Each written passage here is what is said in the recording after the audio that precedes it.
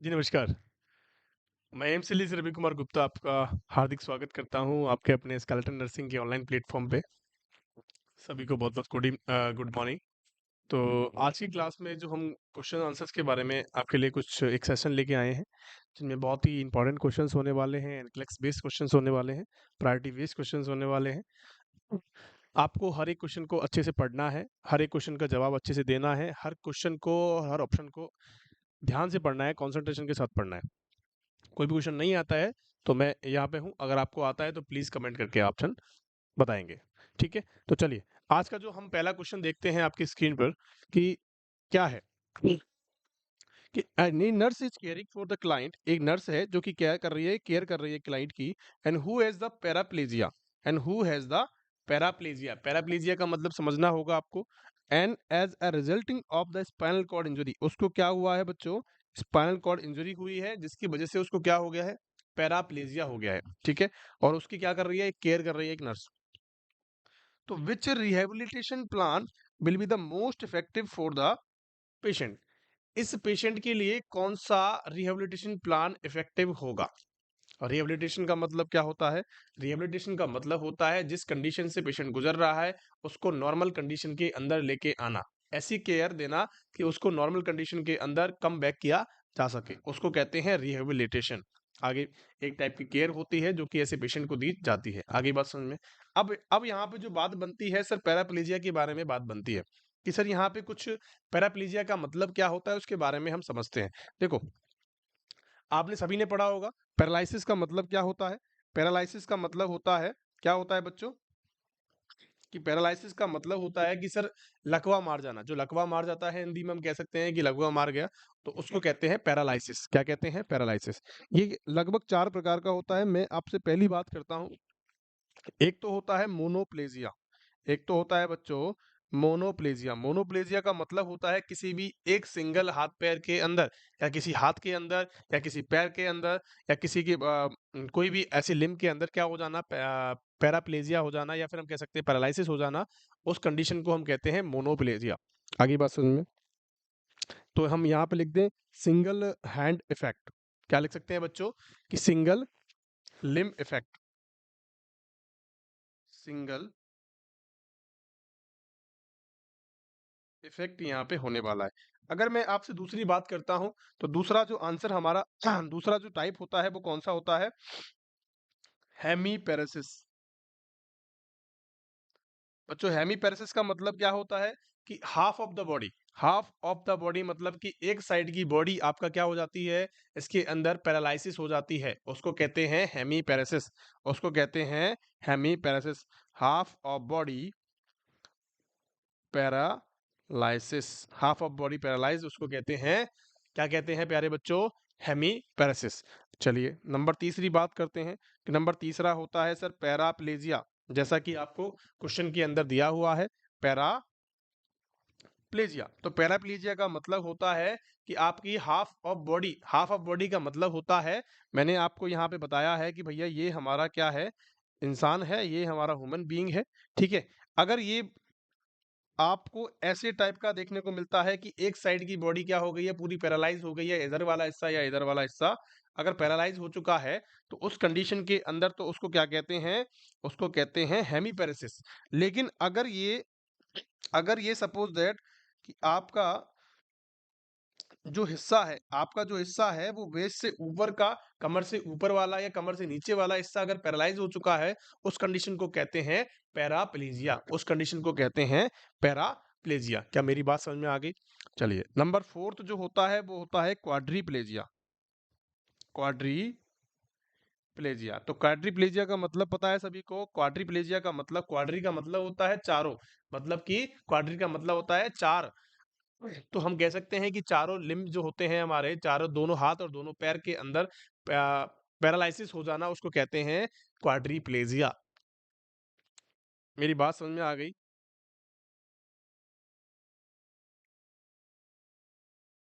Four limbs are effect. क्या आपको मेरी बात समझ में आ गई? यहाँ की क्लास में किसी को कोई डाउट है?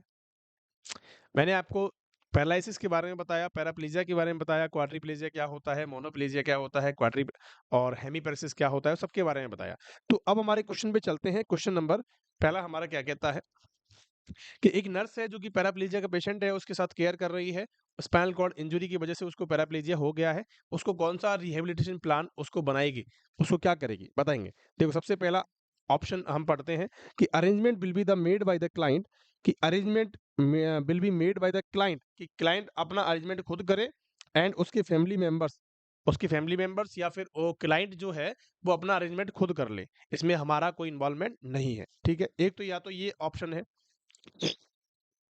या फिर क्या करेगी कि the plan is formulated A implemented, क्या करेगी कि एक प्लान बनाएगी और उसको फॉर्मुलेट करेगी, एक प्लान को फॉर्मुलेट करेगी और उसको इम्प्लीमेंट करेगी in the early client care के अंदर। क्या करेगी बच्चों, वो अपने प्लान को इम्प्लीमेंट करने की कोशिश करेगी, या तो ये काम करेगी। या तीसरा ऑप्शन क्या है कि the rehabilitation is minimal and short term because the client will be the return to the former activities, कि केयर जो होती है, रिहेबिलिटेशन जो केयर है वो शॉर्ट आपको मिनिमल देनी है, शॉर्ट देनी है, क्योंकि क्योंकि क्या हो जाएगा, क्लाइंट जो विल बी हमारा जो पेशेंट है वो क्या करेगा, विल बी रिटर्न कर देगा फॉर्मर एक्टिविटीज के अंदर, कि आपको कुछ दिनों के बाद ही ये सही देखने को मिल जाएगा। क्या ये आपको ये सही लगता है? क्या नर्स क्या करेगी, क्या अरेंजमेंट, चौथा ऑप्शन क्या कहता है कि arrangement will be the made for the long term, कि आपको लंबे समय के लिए अरेंजमेंट करना होगा, क्योंकि ये क्लाइंट क्या हो सकता है, because the client is no longer capable to self care, कि ये कभी भी अपना या लंबे समय तक ये अपना सेल्फ केयर नहीं कर सकता है, सेल्फ केयर डेफिसिट हो सकता है। बताएंगे क्या आपको क्या सही लगता है, कि आपको क्या जवाब देना चाहिए अगर कोई पेशेंट, आप इमेजिन करो अपने आप को कि आप हॉस्पिटल में काम कर रहे हो, आईसीयूज के अंदर काम कर रहे हो। ठीक है? आप एक एम्स के नर्सिंग ऑफिसर हो, आप क्या कर रहे हो, वहाँ पे काम कर रहे हो, आपके पास कोई ऐसा पेशेंट आता है, आप उसको क्या सलाह दोगे? आप उसको क्या सलाह दोगे? क्या अपने बारे में बताओगे कि आपको पेशेंट के बारे में क्या-क्या करना है? ठीक है? तो आप क्या करोगे, पहला पहला ऑप्शन ध्यान से पढ़ेंगे। पहला ऑप्शन तो ये है कि आप अपना खुद देख लो। पहला ऑप्शन ये कह रहा है कि आप अपना खुद देख लो कैसे करना है। तो भैया ये आंसर तो बिल्कुल गलत हो जाएगा, क्योंकि ऐसा कहना सही नहीं है। ऐसा कहना सही नहीं है, क्योंकि हमारे पास वो बंदा आया है तो हमें उसको कुछ ना कुछ बेटर सॉल्यूशन देना है। आगे बात समझ में? नंबर चौथा चौथा ऑप्शन क्या कहता है कि अरेंजमेंट ऐसा करना, लॉन्ग टर्म के लिए अरेंजमेंट करना, जो कि क्या हो सकता है, क्योंकि ये पेशेंट जो है आपका वो लंबे समय तक क्या होने वाला है, सेल्फ केयर डेफिसिट होने वाला है, अपनी जो कैपेबल नहीं होने वाला है लंबे समय तक अपने कामों को करने के लिए, लंबे समय तक क्या होने वाला है, लंबे समय तक वो सेल्फ केयर डेफिसिट रहने वाला है। क्या आप ऐसा कहोगे कि बिल्कुल बिल्कुल भी हम ऐसा नहीं कह सकते, किसी दूसरे के बारे में हम ऐसा बिल्कुल नहीं कह सकते। हमें नेगेटिव सोच के साथ नहीं चलना है। आगे बात समझ में? नंबर तीसरी बात क्या कहती है, नंबर सी ऑप्शन क्या कहता है कि रिहेबिलिटेशन इज द मिनिमल, कि आपको कोई भी केयर देनी है वो मिनिमल देनी है और शॉर्ट ड्यूरेशन के लिए देनी है, शॉर्ट टर्म के लिए देनी है, कि because the client will be the return to the former activities, कि आपको छोटी सी केयर देनी है, शॉर्ट टर्म के लिए देनी है, मिनिमल देनी है, क्योंकि ये पेशेंट क्या कर सकता है, अपने आप वापस आ सकता है, अपनी एक्टिविटीज के अंदर वापस आ सकता है। क्या आप ऐसा कहोगे पेशेंट से? देखो कभी भी हमें क्या नहीं करना है, नेगेटिव नहीं सोचना है और पेशेंट को झूठी सांत्वना नहीं देनी है। पेशेंट को या उसकी फैमिली मेंबर्स को झूठी सांत्वना नहीं देनी है। जो चीज़ कंडीशन है एक्चुअल में, हमें उसी चीज़ को आधारित हमें क्या करना होता है, उसको बताना होता है। क्या मेरी बात आप तक पहुंच गई है? तो मैंने आपको क्या बताया इस क्वेश्चन के अंदर, इस क्वेश्चन के अंदर हम ऐसा भी नहीं करेंगे कि आपका पेशेंट शॉर्ट टर्म के लिए हो सकता है और उसको वो बाद में आ सकता है। हमें ऐसी भी झूठी सांत्वना नहीं देनी है, क्योंकि पैराप्लेजिया वाला पेशेंट जो है वो बहुत मिनिमल चांसेस होते हैं उसके वापस कम बैक करने के। क्या मेरी बात समझ में आ रही है आपको? तो आपको ही एक प्लान बना के देना है। जो बी आंसर है वो करेक्ट आंसर है, जिसने भी बी आंसर दिया है वो करेक्ट आंसर है, क्योंकि इसके अंदर क्या बताया गया है कि आपके पास जब भी पेशेंट आता है तो आपको एक प्लान बनाना है और उसी को इम्प्लीमेंट करना है उसकी क्लाइंट के जो केयर के अंदर। आपको एक प्लान बनाना है, बहुत अच्छा प्लान बनाना था कि भाई कि हमें कब फिजियोथेरेपी करवानी है, हमें कब तेल की मालिश करनी है, वो सारी चीज़ें इस केयर के अंदर क्या होंगी, इंक्लूड होंगी और उसको इम्प्लीमेंट भी करना होगा। ये नहीं कि आपने बना के दे दिया पेशेंट को, लेकिन पेशेंट क्या इसको जो रिलेटिव्स हैं वो उसको क्या नहीं कर रहे हैं, इम्प्लीमेंट नहीं कर रहे हैं। अगर इम्प्लीमेंट नहीं करेंगे तो पेशेंट ठीक होने की कगार पे नहीं आएगा। क्या मेरी बात आपको समझ में आ गई? ये हमारे प्रायोरिटी बेस्ड क्वेश्चंस होते हैं बच्चों, इनको थोड़ा समझना आसान है, ऐसी कोई बड़ी बात नहीं है, जितना लंबा क्वेश्चन होता है उतना ही ईज़ी क्वेश्चन होता है। आपको क्वेश्चन को पढ़ना है, समझना है, आपको बिल्कुल भी घबराना नहीं है लंबे-लंबे क्वेश्चन्स देख के। काफ़ी लोग होते हैं कि लंबा क्वेश्चन है, इसको लेंथी क्वेश्चन है, इसको समझने समझने में हमारा टाइम वेस्ट हो जाएगा, लेकिन मैं ये गारंटी देता हूँ आपको, अगर एक बार क्वेश्चन समझ में आ गया तो 100% आप क्या करोगे, उसको करेक्ट कर दोगे। यहाँ से आपके नंबर सिक्योर हो जाते हैं। आगे बात समझ में? तो आपको सिर्फ़ और सिर्फ़ क्वेश्चन करने से पहले आपको कंसंट्रेशन से सुनना है, ध्यान से सुनना है, ठीक है? आपको किसी भी प्रकार के कोई घबराने की ज़रूरत नहीं है, लोड लेने की ज़रूरत नहीं है। मैं आप पे किसी भी चीज़ को थोपना नहीं चाहता हूँ। आपको ठंडे दिमाग से क्वेश्चन आंसर्स करने हैं, ठीक है? क्वेश्चन नंबर 2, क्वेश्चन नंबर क्या कहता है कि ए नर्स एक टीचिंग है, टीचिंग कर रही है एक क्लाइंट को क्या कर रही है? टीच कर रही है। एक-एक लाइन का वर्ड टू वर्ड समझते चलिए, आपको कोई भी समस्या नहीं आएगी। एक क्लाइंट क्या कर रही है भैया, एक नर्स है जो कि टीचिंग कर रही है एक पेशेंट को कि यूज द कॉलवेल सिस्टम, कि आपको कॉलवेल सिस्टम का यूज करना है। Which level of the Maslow hierarchy needs, आपने फंडामेंटल के अंदर मैस्लो हायरार्की नीड्स के बारे में पढ़ा होगा, 100% पढ़ा होगा। अगर नहीं पढ़ा हुआ है तो आप मेरी वीडियो जाके देख सकते हो, और मैंने लाइव सेशंस के अंदर करवा रखी है, फंडामेंटल के पूरे टॉपिक्स मैंने वहाँ पे करवा रखे हैं, वहां जाके देख सकते हो। किसी भी टॉपिक में आपको कोई डाउट नहीं होगा, ठीक है? Which level of the Maslow hierarchy needs does the nursing action address. अब क्वेश्चन को समझना है ध्यान से कि एक नर्स है जो क्या कर रही है, क्लाइंट को टीच कर रही है, एक क्लाइंट को समझा रही है, एक क्लाइंट को पढ़ा रही है। क्या कर रही है कि यूज द कॉलवेल सिस्टम, कि आपको कॉलवेल सिस्टम का मतलब समझते हो कि आपको जब भी कोई जरूरत पड़ती है, आप कभी भी किसी मुसीबत में होते हो, तो आपको ये घंटी बजा देनी है, आपको ये बटन दबा देना है, या आपको ये घंटी बजा देनी है। जैसे आपने देखा होगा अपने स्कूल्स के अंदर, अपने कॉलेजेस के अंदर एक घंटी रखी हुई होती है, बाहर पियोन खड़ा होता है, घंटी को बजाते हैं, पियोन अंदर आता है। ऐसा देखा होगा आपने जनरली अपने जीवन के अंदर, अपने कॉलेज के अंदर, अपने स्कूल्स के अंदर। वैसा ही सिस्टम यहाँ पे कुछ होता है कि नर्सिंग काउंटर पे एक क्या होता है, एक हम कह सकते हैं कि एक स्पीकर लगा हुआ होता है, वहां से पेशेंट घंटी बजाता है और आपको यहाँ पे सुनाई देती है, और आपको पेशेंट के पास भाग के जाना होता है। तो यहाँ पे यही पूछा गया है कि कौन सी हायरार्की, मैस्लो हायरार्की जो नीड्स होती हैं पेशेंट की, उसके अंदर कौन से एक्शन के अंदर एड्रेस कर रहा है? क्या सेफ्टी को कर रहा है, क्या सेल्फ स्टीम को कर रहा है, या फिजियोलॉजी को कर रहा है, या फिर इंटरपर्सनल को कर रहा है? बताएंगे फटाफट से। देखो, आपको चार चार चीजें होती हैं, आपके पास चार चीजें हैं, चार चीजों को मैं आपको डिटेल में बता रहा हूं, ध्यान से समझ लीजिएगा। सबसे पहली होती है फिजियोलॉजिकल नीड्स। क्या होती है बच्चों? एक होती है फिजियोलॉजिकल नीड्स। अब फिजियोलॉजिकल नीड्स जो होती है बच्चों, उसके अंदर आता है रोटी, कपड़ा और मकान। कि अगर मैं आपसे बात करूं कि सर इसके अंदर तो फूड इन्वॉल्व होता है, इसके अंदर तो फूड इन्वॉल्व होता है, इसके अंदर क्लोथ इन्वॉल्व होते हैं, इसके अंदर शेल्टर इन्वॉल्व होता है, इसके अंदर एयर या ऑक्सीजन हम कह सकते हैं, इसके अंदर जो इन्वॉल्व होने वाली चीजें हैं वो क्या होती हैं बच्चों? फूड होता है, क्लोथ होते हैं, शेल्टर होती है, और एयर होती है, ऑक्सीजन होती है। या फिर हम इसको कह सकते हैं कि भैया बेसिक नीड्स। क्या कह सकते हैं कि ये तो हमारी क्या है बच्चों, ये हमारी है बेसिक नीड्स। क्या अब आपको बात समझ में आई? सबसे पहला लेवल तो आपका ये होता है। नंबर दूसरे लेवल की मैं आपसे बात करता हूं कि सर दूसरा लेवल क्या होगा। दूसरा लेवल हमारा कौन कौन सा होता है? Safety and security. Safety and security की मैं आपसे बात करूं तो सेफ्टी एंड सिक्योरिटी के अंदर कौन कौन सी चीजें आती हैं, ध्यान देंगे कि अगर पेशेंट को कोई जरूरत पड़ रही है, अगर पेशेंट की सेफ्टी के रिगार्डिंग या सिक्योरिटी के रिगार्डिंग उनको कोई समस्या है, तो वो क्या कर सकता है, आपको बुला सकता है, आपको उनके सेफ्टी के लिए हमेशा तत्पर रहना है। पहली चीज तो ये।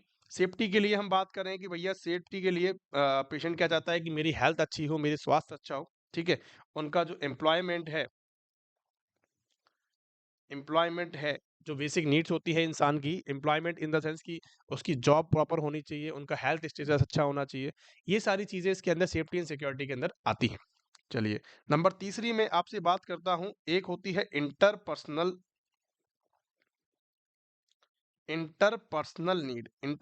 नीड के अंदर क्या रखा गया है प्यारे बच्चों?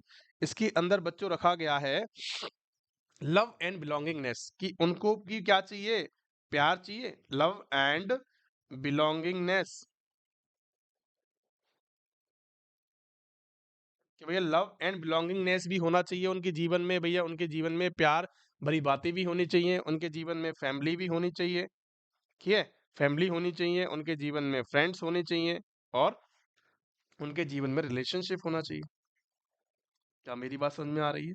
आपको बिल्कुल समझ में आ रहा है, क्लियर कट टू कट, आपको कोई भी टेंशन लेने की ज़रूरत नहीं है, मस्त पढ़ो आराम से, ठीक है? नंबर चौथी बात मैं आपसे करता हूँ, नंबर चौथी बात कौन-सी होती है? इंट्रापर्सनल बात। इंट्रापर्सनल, एक तो होती है इंटरपर्सनल, इंटरपर्सनल का मतलब होता है कि खुद से। एक होती है कि मुझे लव एंड बिलॉन्गिंगनेस की ज़रूरत होती है, मुझे सेल्फ एस्टीम की ज़रूरत है, इसके अंदर वो चीज़ें आती हैं। लेकिन इंट्रापर्सनल का मतलब होता है कि किसी आप सोसाइटी में रह रहे हो, उसमें आपका स्टेटस क्या है? किसी आप ग्रुप के अंदर हो, उसमें आपका स्टेटस क्या है? आपकी सेल्फ एस्टीम क्या है? सेल्फ एस्टीम क्या है? आपकी सेल्फ रिस्पेक्ट क्या है? एंड सेल्फ एक्चुअलाइजेशन क्या है? सेल्फ एक्चुअलाइजेशन क्या है? वही सारी चीजें यहाँ पे मैटर कर रही हैं बच्चों। वही सारी चीजें हमारे फोर्थ लेवल ऑफ नीड के अंदर क्या करती हैं? वो मैटर करती हैं। क्या मेरी बात आपको पहुंच गई, समझ में आ गई प्यारे बच्चों? मैंने आपको यहाँ पे सिंपल सिंपल भाषा में चारों चीजों के बारे में बताया है। सबसे पहली चीज़ मैंने आपको फिजियोलॉजिकल नीड्स के बारे में बताई है। फिजियोलॉजिकल नीड्स के अंदर रोटी, कपड़ा, मकान, बेसिक नीड जो होती हैं हमारी, वो इसके अंदर आती है। First level of Maslow hierarchy होता है। सेकंड लेवल की बात करूँ तो क्या आता है बच्चों?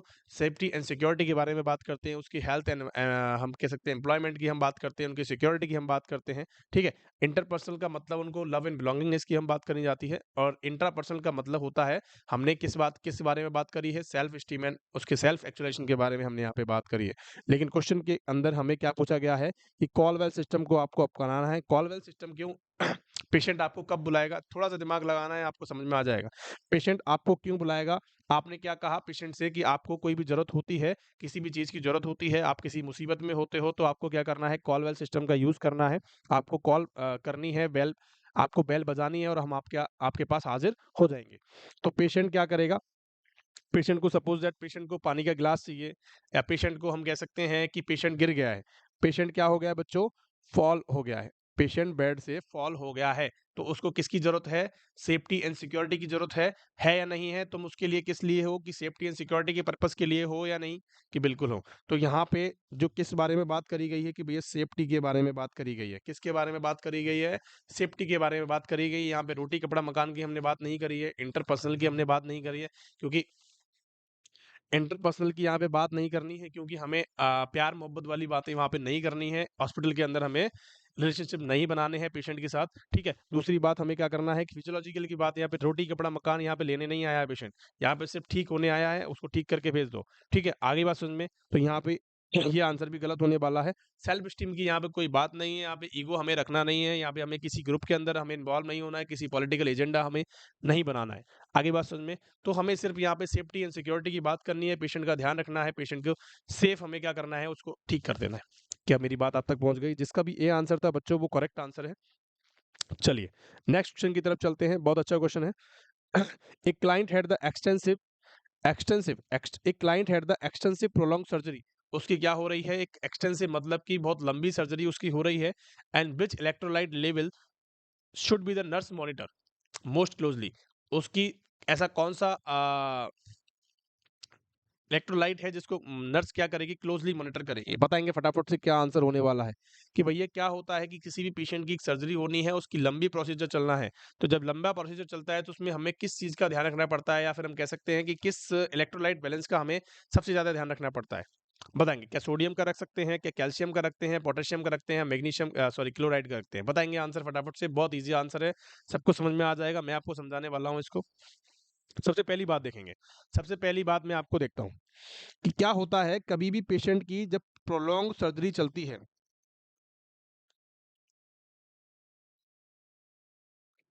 प्रोलॉन्ग्ड सर्जरी चलती है, तो क्या होता है? पेशेंट को स्ट्रेस होता है नहीं होता है? स्ट्रेस होगा या नहीं होगा? बिल्कुल होगा। जब स्ट्रेस होगा मेरे प्यारे बच्चों, जब भी स्ट्रेस होता है पेशेंट को, तो क्या देखने को मिलता है? क्या रिलीज होता है? रिलीज कॉर्टिसोल्स, या फिर हम कह सकते हैं एड्रीनोकॉर्टिसोल।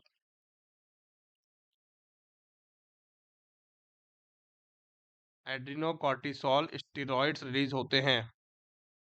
क्या होते हैं? एड्रेनोकॉर्टिसोल स्टेरॉइड्स रिलीज होते हैं। जो इसका काम क्या होता है? इसका काम क्या होता है? देखो, सबसे पहली बात मैंने आपको क्या बताया कि कभी भी जब पेशेंट प्रोलॉन्ग सर्जरी के अंदर होता है तो उसको स्ट्रेस होता है। स्ट्रेस की वजह से उसके अंदर क्या होते हैं? कॉर्टिसोल्स रिलीज होते हैं। जैसे ही कॉर्टिसोल रिलीज होते हैं, वो क्या काम करते हैं पेशेंट के अंदर? पेशेंट के अंदर वो क्या काम करते हैं? सोडियम रिटेंशन का काम करते हैं। सोडियम रिटेंशन का काम करते हैं एंड पोटेशियम को एक्सक्रीशन का काम करते हैं। क्या करते हैं प्यारे बच्चों? यहाँ पे 2 ही काम करते हैं। जब भी एडिनोकोर्टिसोल रिलीज स्टेरॉइड जब रिलीज होते हैं, तो क्या काम करते हैं? सोडियम को तो रोकने का काम करते हैं, रिटेंशन करने का काम करते हैं और पोटेशियम को रिलीज करने का काम करते हैं। मतलब कि पोटेशियम को आउट करने का काम करते हैं, बॉडी से एक्सक्रीट करने का काम करते हैं। और उसी कंडीशन के अंदर हमें किस चीज़ को देखना होता है? हमें पोटेशियम के लेवल को चेक करना होता है। क्यों? क्योंकि इसका लेवल अगर कम हो जाता है तो बॉडी में ईसीजी चेंजेस आपको देखने को मिल जाते हैं। ईसीजी में चेंजेस आपको देखने को मिलेंगे, मसल वीकनेस आपको देखने को मिल जाएगी, मसल रिलैक्सेंट आपको देखने को मिल जाती है। क्या मेरी बात समझ में आ गई है? तो कभी भी जब भी पोटेशियम का लेवल नॉर्मल नहीं होता तो वो क्या होता है? खतरनाक होता है। क्या होता है बच्चों? खतरनाक होता है। अगर इसका लेवल जो है अगर ज़्यादा देखने को मिलता है तो बॉडी में क्या क्या देखने को मिलती है आपको? एब्नॉर्मलिटी देखने को मिलती है या फिर हम कह सकते हैं कि ईसीजी चेंजेस आपको देखने को मिल जाते हैं। अगर मैं आपसे बात करूं कि नॉर्मल जो पोटेशियम का लेवल होता है वो कितना होता है प्यारे बच्चों, तो 3.5 to 5.1 milliequivalent per litre होता है। कितना होता है प्यारे बच्चों? कि 3.5 to 5.1 milliequivalent per litre देखने को मिल जाता है। क्या मेरी बात आपको समझ में आ गई? सिंपल सी बात है, जब भी स्ट्रेस होता है पेशेंट को तो क्या देखने को मिलता है आपको? एड्रेनोकोर्टिसोन का रिलीज देखने को मिलता है, जो कि पोटेशियम की एक्सीशन को और सोडियम के रिटेंशन को क्या करता है? डन करता है। आ गई बात समझ में? यहाँ तक की क्लास में किसी को डाउट है? और हाँ, कभी भी हम पोटेशियम क्लोराइड को बोलस नहीं देते हैं। जब भी बोलस दिया है बच्चों, क्या हो जाता है? डेथ हो जाती है पेशेंट की। डिसरिथमिया कॉज करता है, ध्यान रखना। पोटेशियम पोटेशियम की ज्यादा मात्रा हो जाती है बॉडी के अंदर तो उसको क्या देखने को मिलता है? डिसरिथमियाज देखने को मिलते हैं। डिसरिथमियाज ईसीजी चेंजेस आपको देखने को मिल जाते हैं। एबनॉर्मल रिदम आपको देखने को मिलती है, उसको कहते हैं डिसरिथमिया। क्या मेरी बात समझ में आ गई है? बहुत बढ़िया। चलेंगे अगले क्वेश्चन की तरफ चलते हैं। What principle must nurse a considered? कौन सा प्रिंसिपल है जो कि मस्ट क्या करेगी? कंसिडर करेगी नर्स एक when the caring the client with the closed wound drainage system, कि भैया क्लोज उसको एक वुंड ड्रेनेज सिस्टम लगाया हुआ है। जब भी हम ऐसा करते हैं तो हम क्या करते हैं? वहां पे टाइट प्रेशर क्या करते हैं? वहां पे अप्लाई करते हैं। हम उसके बहुत ज्यादा हायर प्रेशर अप्लाई करते हैं ताकि जो ग्रेडियंट्स होते हैं वो नीचे लोअर प्रेशर की तरफ चले जाएं। अब आप कुछ नहीं करना है, सिंपल सिंपल सी भाषा में मैंने आपको आंसर बताया है, अभी की अभी बताया है कि हमें क्या करना है। देखो, जब भी हम क्या करते हैं कि वुंड ड्रेनेज सिस्टम यूज करते हैं क्लोज्ड, स्पेशली क्लोज्ड वाला, तो हम क्या करते हैं? किसी भी वुंड पे हम एक ड्रेसिंग लगाते हैं। ड्रेसिंग लगाते हैं, लेमिनेशन के टाइप जैसी ड्रेसिंग आती है, उसको हम अप्लाई करते हैं। और अप्लाई करने जब भी हम क्या करते हैं उसके अंदर प्रेशर लगा देते हैं। प्रेशर ड्रेसिंग होती है बच्चों वो। तो हम वहाँ पे क्या करते हैं? प्रेशर अप्लाई करते हैं ताकि वहाँ से जो कलेक्शन, जो गंदा ब्लड है या फिर वहाँ से जो फ्लूइड लीकेज होने वाला है, ड्रेन होने वाला है, जो हम कह सकते हैं जो प्रोलेंट होता है, जो वहाँ से जो कलेक्शन है वो वहाँ का कहाँ चला जाए? हमारे चैम्बर के अंदर चला जाए, जो हमारा एक्सक्रीशन चैम्बर है उसके अंदर चला जाए। यही हमारा पर्पस होता है और वुंड जल्दी जल्दी हील हो जाए। ठीक है? तो यहाँ पे हमें कौन सा प्रिंसिपल जो है वो कंसिडर करना है?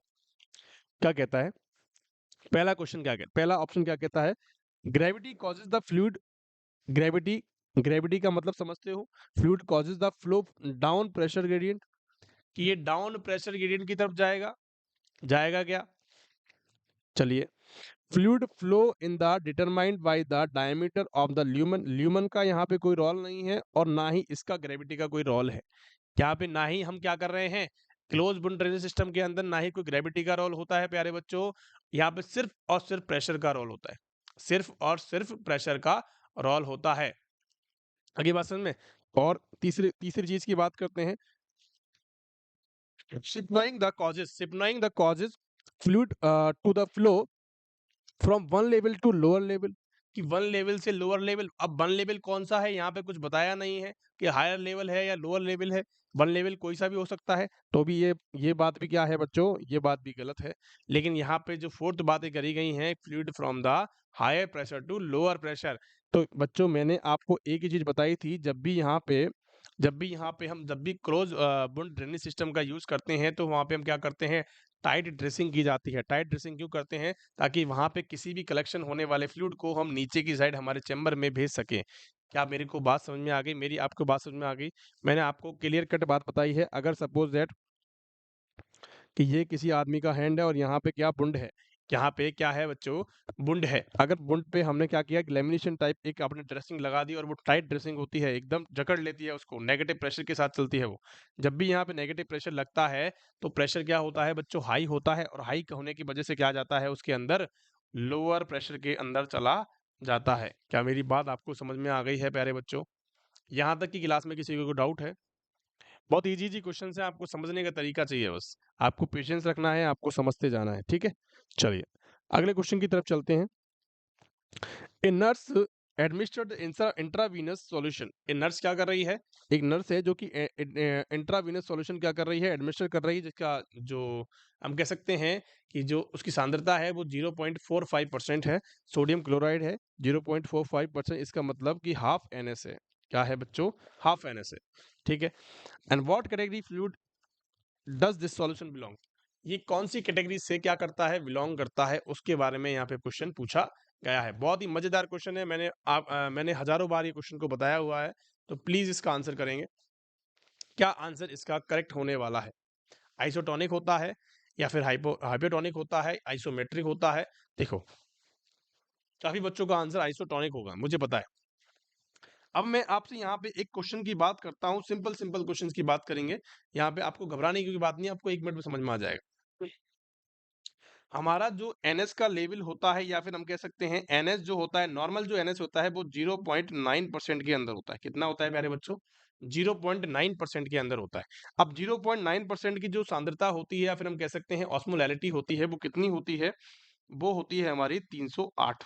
कितनी होती है, मिली ऑस्मोल पर लीटर होती है। कितनी होती है, 308 मिली ऑस्मोल पर लीटर, ठीक है। अगर मैं आपसे बात करूं कि सर आइसोटोनिक जो फ्लूइड होते हैं, आइसोटोनिक फ्लूइड की जो ऑस्मोलैरिटी होती है वो कितनी होती है, कि सर 245 से लेके 375 तक देखी जाती है मिली ऑस्मोल पर लीटर। क्या देखी जाती है, कि सर आइसोटोनिक जो फ्लूइड होते हैं वो कितनी देखी जाती है, 275 से 375 मिली ऑस्मोल पर लीटर देखी जाती है। अब NS की कितनी है प्यारे बच्चों, NS की यहाँ पे 308 मिली ऑस्मोल पर लीटर। तो ये कैसा हुआ, एक टाइप का आइसोटोनिक फ्लूइड हुआ। लेकिन यहाँ पे क्वेश्चन क्या पूछा गया है, सुनने सुने ध्यान से, समझना है कि आपको क्या पूछा गया है कि 0.5% है। लेकिन यहाँ पे अगर आप 0.9% के अंदर 0 पॉइंट अगर आप 2 का भाग देते हो तो आपको क्या निकल के आता है, 0.45% निकल के आता है। इसका मतलब मैंने आपको बताया था कि हाफ NS है। कितना है बच्चों, हाफ NS है। तो हाफ NS की हाफ सांद्रता हो जाती है, हाफ ऑस्मोलैरिटी हो जाती है। अगर मैं आपसे कहूं कि 308 में भी आप 2 का भाग दे दीजिए, हाफ आपका क्या निकल के आ जाएगी, ऑस्मोलैरिटी निकल के आ जाएगी। कितना हो जाएगी प्यारे बच्चों, 154 आपकी देखने को मिल जाएगी। अगर 0.5% आता है तो उसकी कितनी होती है, 154 होती है। और 154 क्या होती है, आइसोटोनिक के अंदर बिल्कुल भी नहीं आती है। कि सर क्या होती है, फिर देखेंगे। मैंने आपको 245 बताया, 245 से जितने भी नीचे आते हैं, मैंने आपको 245 से 275 बताया। लेकिन यहाँ पे क्या होता है, लेस देन अगर 245 से नीचे आता है तो उसको बोलते हैं हाइपोटोनिक, उसको बोलते हैं हाइपोटोनिक। अगर ये 375 से ज्यादा आता है, 375 मिली ऑस्मोल पर लीटर से ज्यादा आता है, तो उसको बोलते हैं हाइपरटोनिक। अब मुझे बताएंगे, काफी बच्चे इस बात को समझ गए होंगे कि ये कैसा सॉल्यूशन है प्यारे बच्चों, कि सर 154 तो 245 से नीचे ही आता है, तो इसका मतलब कि हाइपोटोनिक सॉल्यूशन होने वाला है। कैसा होने वाला है प्यारे बच्चों, हाइपोटोनिक सॉल्यूशन होने वाला है। क्या मेरी बात आपको क्लियर कट बात समझ में आ गई है? यहाँ तक कि क्लास में किसी को डाउट है, बताएंगे। अगर किसी को डाउट है तो प्लीज कमेंट करके पूछ सकता है, सपोर्टिव नंबर्स पे कॉल करके पूछ सकता है। हम हर जगह अवेलेबल हैं आपके लिए, ठीक है। चलिए, कि सर आपने आइसोटोनिक का मतलब बताया, आइसोटोनिक यहाँ पे नहीं होगा। आपने आइसोमेट्रिक का मतलब हमें नहीं बताया। आइसोमेट्रिक का मतलब होता है बच्चों,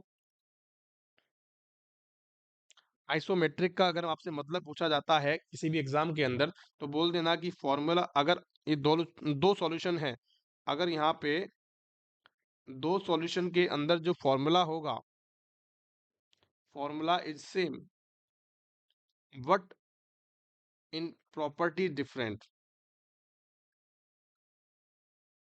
प्रॉपर्टीज कैसी होंगी प्यारे बच्चों, यहाँ पे डिफरेंट आपको देखने को मिल जाएगी। क्या मेरी बात आप तक पहुंच गई है, समझ में आ गई है? यहाँ तक कि क्लास में किसी को डाउट है, किसी भी सिंगल बच्चे को अगर कोई डाउट है तो प्लीज कमेंट करके पूछ सकता है। आगे बात समझ में? चलिए अगले क्वेश्चन की तरफ चलते हैं कि what clinical finding does a nurse anticipate when admitting a patient with the extra cellular fluid volume axis. Question बहुत इजी है, क्वेश्चन को समझना है, सिर्फ आपको क्वेश्चन का जवाब देना है। क्वेश्चन क्या कह रहा है कि what clinical finding does a nurse, क्या क्लिनिकल फाइंडिंग देखेगी नर्स, एंटिसिपेट करेगी व्हेन एडमिट, जब, व्हेन का मतलब होता है जब, जब एडमिट होता है एक पेशेंट विद द, किसके साथ होता है admit, extra cellular fluid. Extra cellular fluid मतलब कि उसकी बॉडी के अंदर, एक्स्ट्रा सेलुलर का मतलब समझते हो, दो चीजें होती हैं, इंट्रा सेलुलर और एक्स्ट्रा सेलुलर। इंट्रा सेलुलर का मतलब होता है सेल्स के अंदर, एक्स्ट्रा का मतलब होता है सेल्स के बाहर। सेल्स के बाहर कहाँ होगा, इंट्रावीनस, इनटू द वेन्स, या फिर हम कह सकते हैं इंट्रा वेसल्स। क्या मेरी बात समझ में आ गई? तो इसका मतलब एक्स्ट्रा सेलुलर का मतलब है कि वेन्स के अंदर, आर्टरीज के अंदर सबसे ज्यादा ब्लड वॉल्यूम देखने को मिल रहा है। अब जब भी ऐसा होता है एक्स्ट्रा सेलुलर, जब भी फ्लूइड बढ़ता है, तो कौन सी कंडीशन, क्लिनिकल फाइंडिंग आपको देखनी है, बताएंगे फटाफट से क्या आंसर होने वाला है। देखो, rapid and थ्रेडी pulse, rapid and थ्रेडी pulse क्या होती हैं? देखो, थ्रेडी पल्स जो होती हैं दो तरह की होती हैं। पल्स जो होती है दो तरह की होती हैं, एक होती है बाउंडिंग पल्स। क्या होती है बच्चों? एक होती है बाउंडिंग पल्स और एक होती है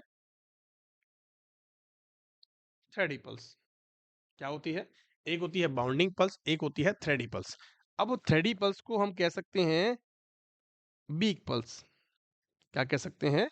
वीक पल्स। कमजोर वाली पल्स को हम कहते हैं, क्या कहते हैं? थ्रेडी पल्स। जैसे कि अगर मैं आपसे कहूं कि सर ये पल्स का रेट है, कि सर ये पल्स का रेट है और ये कैसा है, ये आपको क्या देखने को मिलता है कि आपको थ्रेडी पल्स है, वीक पल्स है। ठीक है, अब क्या होता है कि जो पल्स का जो स्कोर होता है वो +2 होता है। नॉर्मल स्कोर कितना होता है? +2 होता है। अगर +3 या +4 जाता है तो उसको बोलते हैं बाउंडिंग पल्स, उसको बोलते हैं बाउंडिंग पल्स। अगर ये +1 और 0 जाता है, अगर ये +1 और 0 जाता है तो उसको बोलते हैं वीक पल्स। आगे बात समझ में? ये भी क्वेश्चन बहुत इंपॉर्टेंट है, ये भी क्वेश्चन पूछा गया है एग्जाम के अंदर, ये आपको पल्स स्कोर के बारे में बताता है। ठीक है, अब जब भी क्या होता है, जब भी क्या होता है, फ्लूइड वॉल्यूम एक्सिस होता है, फ्लूइड का वॉल्यूम जब भी बढ़ता है या एक्सेस होता है बॉडी के अंदर, तो आपको बाउंडिंग पल्स देखने को मिलती है, ना कि थ्रेडी पल्स। तो भैया यहाँ पे, और जब भी लेवल कम होता है फ्लूइड का तो आपको थ्रेडी पल्स देखने को मिल जाती है। तो यहाँ पे क्वेश्चन पूछा गया है कि भैया extracellular fluid volume excess हुआ है तो थ्रेडी पल्स देखने को मिलेगी या बाउंडिंग? तो भैया बाउंडिंग मिलेगी, तो ये आंसर तो बिल्कुल गलत हो गया। होगी बात।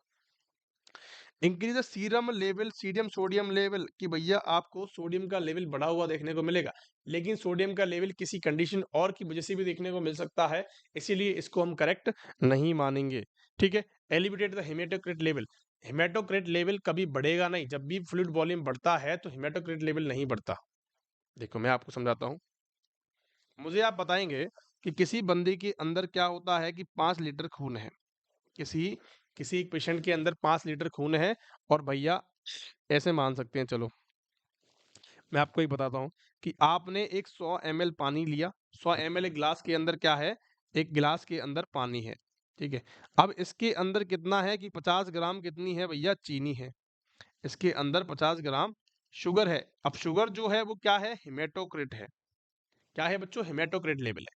अब जो शुगर तो 50 ग्राम है इसके अंदर, अगर मैंने ये पानी क्या कर दिया, 100 ग्राम से, 100 ml से हमने 200 ml इसको पानी कर दिया, लेकिन चीनी तो हमने कितनी है बच्चों, 50 ग्राम ही है। तो यहाँ पे हेमेटोक्रिट लेवल में कोई चेंजेस नहीं देखने को मिलते, बल्कि हम कह सकते हैं कि क्या हो जाता है, इसका जो लेवल होता है वो एलिवेट नहीं होता, डिक्रीज हो जाता है। हम कह सकते हैं कि इसका जो लेवल है वो चेंजेस नहीं होते, या फिर हम कहेंगे तो डिक्रीज होता है। क्या होता है बच्चों? डिक्रीज होता है। तो ये बात भी यहाँ पे करेक्ट नहीं होगी। अब यहाँ पे बचा है कि डिस्टेंडेड जुगुलार वेन। सबसे पहली मैं आपसे बात बताता हूँ कि जब भी हमारी बॉडी के अंदर या फिर हम कह सकते हैं कि एक्स्ट्रा सेलुलर फ्लूइड अगर बढ़ता है, एक्स्ट्रा सेलुलर फ्लूइड अगर बॉडी के अंदर बढ़ता है, तो क्या होगा कि आर्टरी प्लस वेन के अंदर भी क्या होगा? इंक्रीज होगा फ्लूइड वॉल्यूम। और जब वेन के अंदर होता है तो हमारी इंटरनल जुगुलार जो वेन होती है, इंटरनल जुगुलार जो वेन होती है, वहां पे आपको डिस्टेंशन देखने को मिलेगी, फूली हुई एकदम देखने को मिलेगी, एकदम चमकीली आपको देखने को मिलेगी, साफ साफ चमकती है। गर्दन की जो वेन होती है वो आपको साफ साफ चमकती हुई नजर देखने को आएगी। क्या आपको मेरी बात समझ में आ गई? तो आपको कभी भी ऐसा क्वेश्चन आता है तो प्लीज इसको गलत ना करिएगा, इसको करेक्ट करने की कोशिश करिएगा। आगे मेरी बात समझ में यहाँ तक की? चलिए नेक्स्ट क्वेश्चन की तरफ चलते हैं। Question number 7। एक nurse is caring for the client with the diarrhoea. एक नर्स है जो कि केयर कर रही है एक क्लाइंट की विद द डायरिया, डायरिया के साथ है patient. In which clinical indicator does the nurse anticipate the decrease. Question कह रहा है कि एक पेशेंट को डायरिया है, उसके अंदर किस चीज का लेवल या फिर कौन सी कंडीशन आपको देखने को मिलेगी? बताएंगे क्या? पल्स रेट डिक्रीज आपको देखने को मिलेगी, या स्किन ट्रिगर आपको देखने को मिलेगा, स्पेसिफिक ग्रेविटी, या बॉडी टेम्परेचर? अब मैं आपको एक चीज बताता हूँ कि डायरिया जब भी होता है किसी न किसी हम कह सकते हैं कि रीजन की वजह से होता है या इन्फेक्शन की वजह से होता है। हम कह सकते हैं कि अगर डायरिया अगर हो रहा है किसी बंदे को तो क्या होता है, किसी न किसी इन्फेक्शन की वजह से होता है, किसी ना किसी कोई फूड पॉइजनिंग की हम कह सकते हैं, कॉलेरा का कह सकते हैं, ठीक है। तो होता है तो उसके अंदर क्या होता है बच्चों, जब भी हमारी बॉडी के अंदर इन्फेक्शन लगता है, जब भी हमारी बॉडी के अंदर इन्फेक्शन लगता है तो वहां पे टेम्परेचर जो है, वहां पे जो टेम्परेचर है बच्चों वो कैसा होता है? इंक्रीज होता है। लेकिन यहाँ पे क्वेश्चन पूछा गया है डिक्रीज का, तो डिक्रीज तो नहीं होगा, तो आंसर ये भी गलत हो गया। ठीक है। जब डायरिया होता है, स्पेसिफिक ग्रेविटी का मतलब होता है डेंसिटी। स्पेसिफिक ग्रेविटी का मतलब क्या होता है बच्चों? डेंसिटी। तो यहाँ पे डेंसिटी क्या होती है? कम नहीं होगी। क्योंकि क्या होता है, मैंने आपको अभी अभी एक आंसर बताया, एक समझाया है कि एक गिलास के अंदर कितना है बच्चों? 100 ग्राम पानी है, और 100 ml 100 ml पानी है, 50 ग्राम उसके अंदर चीनी है, 50 ग्राम उसके अंदर चीनी है। ठीक है। अगर मैं आपसे बात करूं कि चीनी तो 50 ग्राम है, लेकिन क्या हो गया, ये तो नॉर्मल लेवल हो गया। कि अगर मैं बात करूं कि सर एक के अंदर क्या हो गया कि सर 50 ग्राम चीनी है, लेकिन इसके अंदर तो 80 ml ही पानी रह गया, क्योंकि 20 ml तो पानी डायरिया के अंदर निकल गया। 20 ml तो पानी डायरिया के अंदर निकल गया, तो 80 ml रह गया। तो 80 ml के अंदर जो इसकी स्पेसिफिक ग्रेविटी है वो बढ़ी या कम हुई? कि भैया इसकी तो बढ़ गई है, क्योंकि अब पहले तो 100 ml में चीनी थी, अभी 80 ml में चीनी रह गई है। तो हम कह सकते हैं स्पेसिफिक ग्रेविटी कम नहीं होती, वो बढ़ जाती है। क्या मेरी बात आपको समझ में आ गई? कि पल्स रेट की मैं आपसे बात करूं कि सर पल्स रेट जब भी क्या होती है, जब भी हमारी वॉल्यूम जब कम होता है बॉडी के अंदर, तो हमारा जो नेगेटिव फीडबैक मैकेनिज्म या कंपनसेटरी जो मैकेनिज्म है वो स्टार्ट होता है। जब भी फ्लूइड वॉल्यूम कम होता है बॉडी के अंदर तो हमें ट्रैकीकार्डिया देखने को मिलता है, ना कि ब्रेडीकार्डिया। पल्स रेट डिक्रीज नहीं, हमें बढ़ी हुई देखने को मिलती है। तो यहाँ पे करेक्ट आंसर जिसका भी है वो बी है। टिश्यू टर्गर, टिश्यू टर्गर का मतलब ड्राई स्किन आपको देखने को मिलेगी। टिश्यू टिश्यूज में आपको क्या देखने को मिलेगा? टर्बिडिटी आपको देखने को मिलेगी, हम कह सकते हैं टर्गर आपको देखने को मिल जाएगा। क्या मेरी बात समझ में आ गई है? बहुत बढ़िया। चलेंगे अगले क्वेश्चन की तरफ चलते हैं। क्वेश्चन नंबर 8 क्या कहता है? एक client report the vomiting and, एक क्लाइंट कह रहा है कि मुझे वॉमिटिंग है, डायरिया है 3 दिन से। एक क्लाइंट आपके पास आया है, कह रहा है कि मुझे वॉमिटिंग और डायरिया है 3 दिन से है, एंड भैया what the clinical finding, and what the clinical finding is most accurately indicate, कौन सी clinical finding is the most accurate होने वाली है, and that the client has the fluid deficit. अगर क्लाइंट आपका 3 दिन से क्या कह रहा है कि मुझे वॉमिटिंग हो रही है, मुझे डायरिया है, और अब आपको क्या करना है? क्लिनिकल फाइंडिंग को देखना है। और क्या करना है? कौन सी क्लिनिकल फाइंडिंग को देखना है? कि उसको क्या है? फ्लूइड वॉल्यूम डेफिसिट वाली क्लिनिकल फाइंडिंग को देखना है। क्या बताएंगे आप? फटाफट से बताएंगे।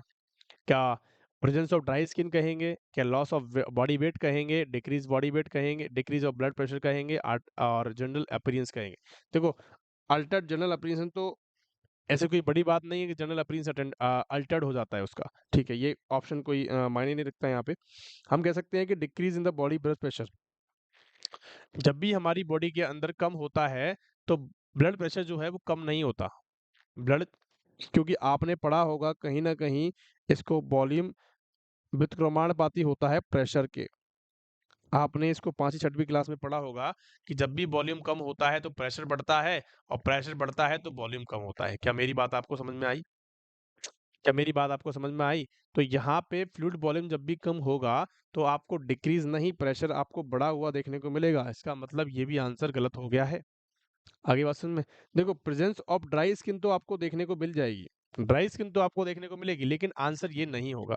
आंसर क्या होगा प्यारे बच्चों? हमारा लॉस ऑफ बॉडी वेट होगा। कैसे होगा? अब भैया 3 दिन से कोई बंदा है, 3 दिन से लगातार वो क्या कर रहा है? डायरिया कर रहा है प्लस वॉमिटिंग कर रहा है। उसमें क्या होता है? उसमें क्या होता है कि फ्लूइड लेवल डिक्रीज हो जाता है। जब भी फ्लूइड लेवल डिक्रीज होता है तो बॉडी वेट क्या होता है? कम होता है। सपोज दैट कि भैया 5 से 6 किलो किसी के अंदर खून है, 5 से 6 लीटर किसी के अंदर खून है, या फ्लूइड वॉल्यूम है, हम कह सकते हैं।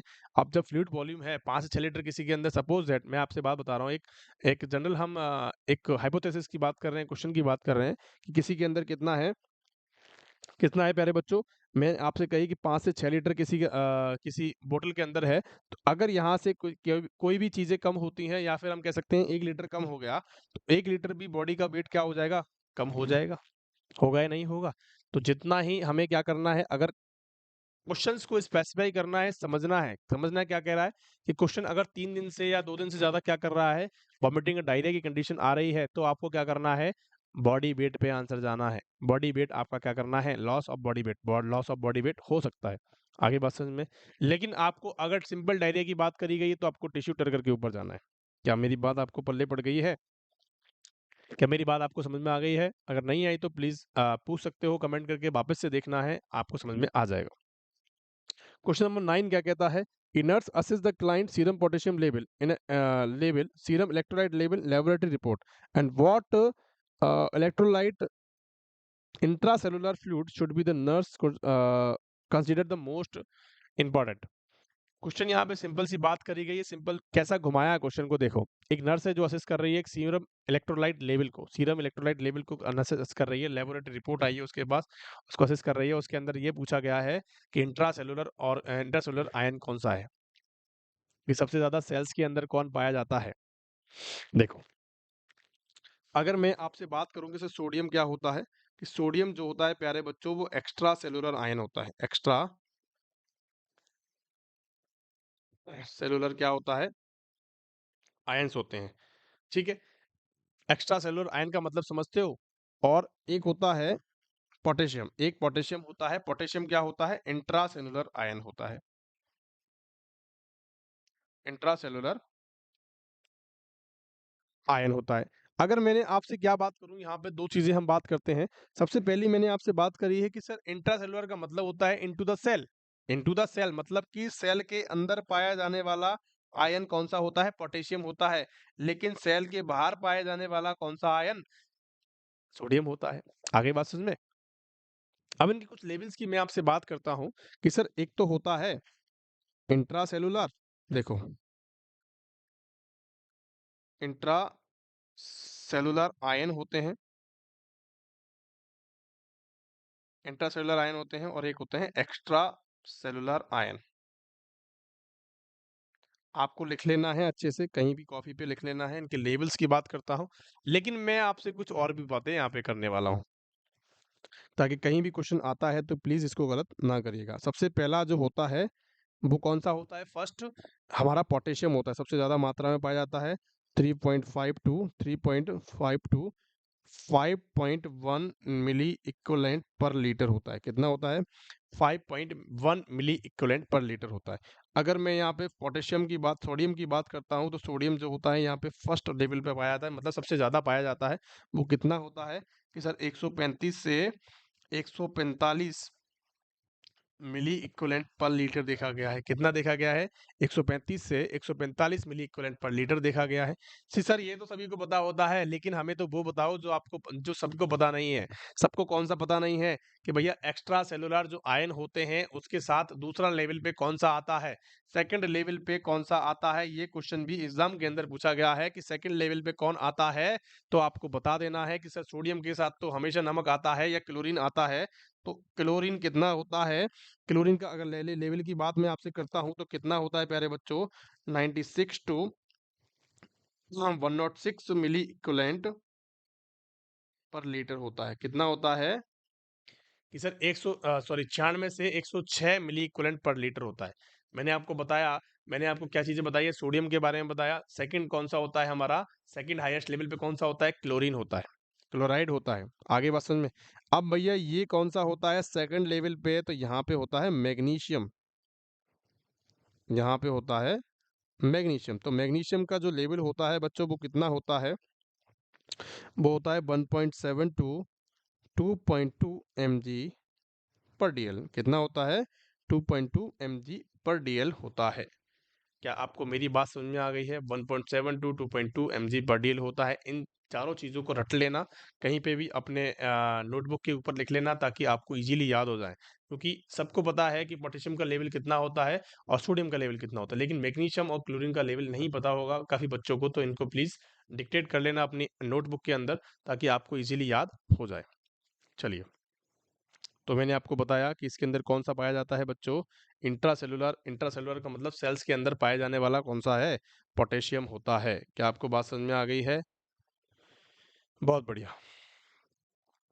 क्वेश्चन नंबर 10 क्या कहता है? आखिरी क्वेश्चन हमारे सेशन का क्या कहता है? A nurse is evaluating the effectiveness of the treatment. Nurse effectiveness को चेक कर रही है किसके ट्रीटमेंट की? कि ट्रीटमेंट कौन सा है? कि for the excessive fluid volume, कि किसी पेशेंट के अंदर एक्सेसिव फ्लूइड वॉल्यूम था, उसको इफेक्टिवनेस ट्रीटमेंट दिया गया है, उसकी इफेक्टिवनेस को चेक कर रही है। Which clinical finding indicate the treatment has been successful. देखो, मैंने आपको बताया कि किसी की बॉडी के अंदर कितना है? 6 लीटर पानी है। 6 लीटर पानी है और ये 6 लीटर से 8 लीटर हो गया, तो उसको कौन सी कंडीशन देखने को मिल सकती है? उससे आपने क्या दिया? उसको ट्रीटमेंट दिया और ट्रीटमेंट आपका नॉर्मल आ गया। आपका ट्रीटमेंट जो है वो नॉर्मल सक्सेसफुल हो गया। उसको कैसे जानेंगे कि सक्सेसफुल हुआ है या नहीं हुआ? उसको कैसे हम पता लगाएंगे कि आपका जो आपने ट्रीटमेंट दिया है उसको, वो सक्सेसफुल हुआ या नहीं हुआ? देखो, जब भी होता है, मैं आपसे बताता हूँ, जब भी मैं आपसे बात बताता हूँ कि देखो, जब भी हमारी बॉडी के अंदर फ्लूइड लेवल बढ़ता है, जब भी हमारी बॉडी के अंदर लेवल फ्लूइड का बढ़ता है, तो वो क्या होता है कि भैया लंग्स के अंदर एंटर करता है। क्या करता है? लंग्स के अंदर एंटर करता है और लंग्स के अंदर क्या करता है कि ब्रीदिंग डिफिकल्टी कॉज करवाने की कोशिश करता है, या फिर हम कह सकते हैं कि वहां पे साउंड्स क्रिएट करने की कोशिश करता है। जब भी आप सांस लोगे तो आपको क्या देखने को मिलेगा? ऐसी आवाजें आपको देखने को मिलेगी। और जब आपने इसको पानी को जो हमारा एक्सेसिव पानी है उसको आपने निकाल दिया, तो आपको क्या देखने को मिलेगा? आपका जो एक्सेसिव पानी है, एक्सेसिव वाटर है, एक्सेसिव फ्लूइड है, आपको आपने उसको निकाल दिया, तो आपको जो ब्रीदिंग साउंड होंगे, जो आपको ब्रीदिंग साउंड होंगे वो क्या देखने को मिलेंगे बच्चों? क्लियर देखने को मिलेंगे। मिलेंगे या नहीं मिलेंगे? तो आपको यही आंसर में ढूंढना है कि भैया क्लियर ब्रेथ साउंड आएगा तो इसका मतलब क्या है कि हमारा जो प्रोग्राम है, हमारा जो ट्रीटमेंट है वो सक्सेसफुल हो चुका है। क्या मेरी बात आप तक पहुंच गई है? समझ में आ गई है? क्वेश्चन में कुछ नहीं है प्यारे बच्चों, समझने की बात है। और जो समझता है वो कर देता है। देखो, पॉजिटिव पैडल पल्स यहाँ पे कोई काम की नहीं है। ठीक है। Increase the urine specific gravity, जहाँ पे इसका कोई रोल नहीं है। ठीक है। ये हम बात की बातें हैं, लेकिन इसका इंक्रीज तो नहीं होगा। मैंने आपको क्या बताया? मैंने अभी की क्लास में आपको बताया कि एक कप के अंदर कितना है? 100 ml है और 50 ग्राम चीनी है, और दूसरे दूसरे कप में क्या रह गया? दूसरे कप में फ्लूइड वॉल्यूम डिक्रीज हो गया, तो स्पेसिफिक ग्रेविटी बढ़ी या नहीं घटी? स्पेसिफिक ग्रेविटी तो बढ़ गई ना बच्चों। तो यहाँ पे तो फ्लूइड वॉल्यूम क्या हो गया? बढ़ा हुआ है, तो इसका मतलब क्या है कि पहले से ही बढ़ी हुई है, तो स्पेसिफिक ग्रेविटी कम हो जाएगी, तो डिक्रीज नहीं होगी, कम होगी। नॉर्मल पोटेशियम लेवल, यहाँ पे पोटेशियम लेवल का कोई रोल नहीं होता है। क्या मेरी बात आपको समझ में आ गई? तो हमारे हमें क्या देखना है बच्चों? क्लियर ब्रेथ साउंड देखना है, ताकि क्या हो जाए, हमें एक कंफर्मेशन मिल जाए कि हमारा जो ट्रीटमेंट है वो सक्सेसफुल हो गया है। तो आपको आज के जो सेशन है हमारा इनफ्लेक्स बेस्ड क्वेश्चन से, सारे प्रायोरिटी बेस्ड क्वेश्चन से, जो कि नॉट सेट और डीएसएसबी के एग्जाम्स के लिए बहुत इंपॉर्टेंट होने वाले थे, इंपॉर्टेंट होने वाले हैं। हमारा डेली एक सेशन आपका इनफ्लेक्स बेस्ड रहेगा। हमेशा आपके लिए कुछ अच्छा और बेहतरीन लेके आने की कोशिश करेंगे हमेशा, ताकि आप अच्छे से पढ़ सको और आप सक्सेस हो सको, अपनी ड्रीम जॉब को पा सको जल्दी से जल्दी।